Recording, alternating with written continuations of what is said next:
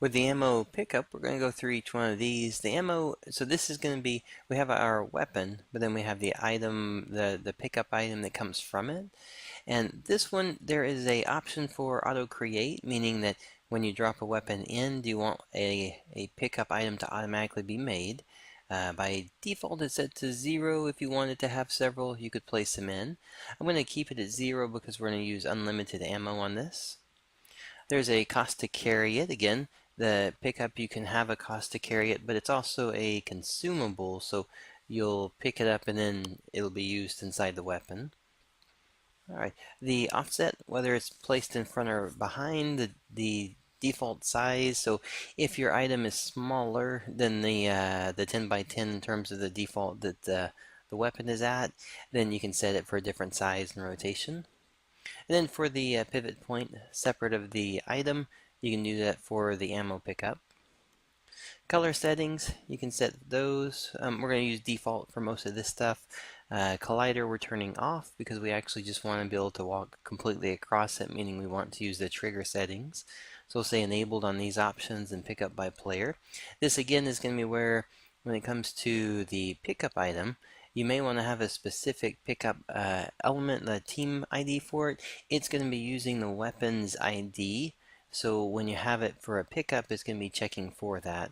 The range, we're just going to use 10 by 10 for it, so the 5's across. Alright, and then for the ammo primary, let's go down here. So how much does the weapon start with? So if I go out for the ammo amount, I'm saying that when I pick up the weapon, how much does the weapon have already loaded? We're saying it starts with 0.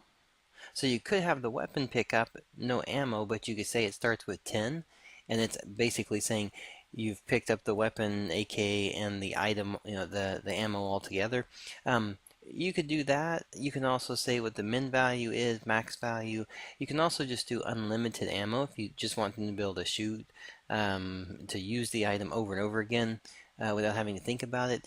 There is an option for each of the bullets, projectiles. You can have health available to them, so that if, for instance, you did like a large bullet or bomb and you wanted to actually be able to shoot it before it hit something, you can set it for a health and then give a value to it.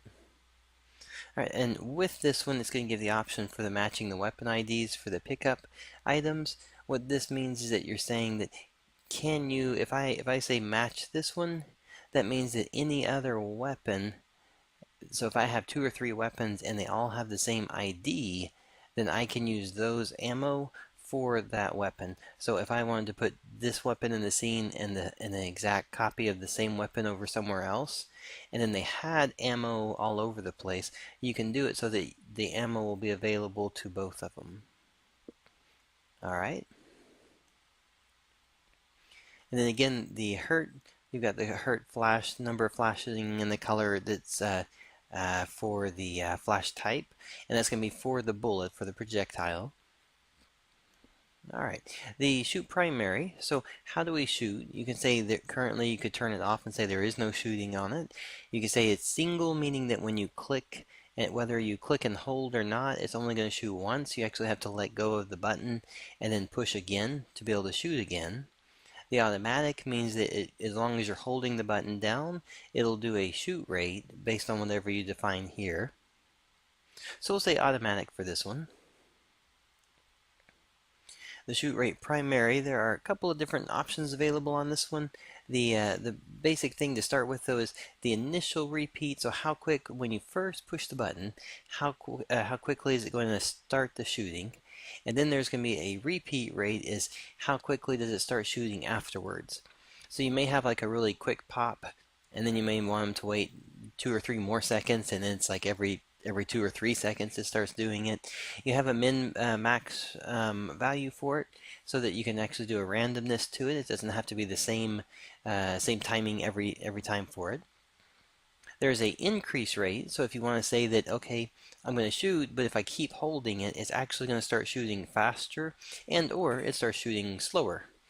You can have a, based on the increase rate, you can say how much is going to be increased from. So for instance, on the burst number of shots, you can say that it's going to actually increase if you want to do 5 or 6 extra, and then it's going to be the delay between those shots.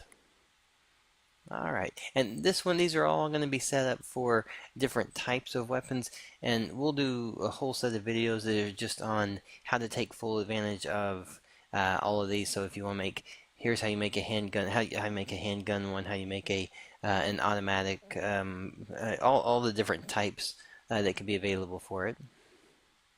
All right, and then the last one we'll look at here for this part of the video is just a hit point system. So hit point settings on the primary bullet, the projectile coming out, you have it enabled.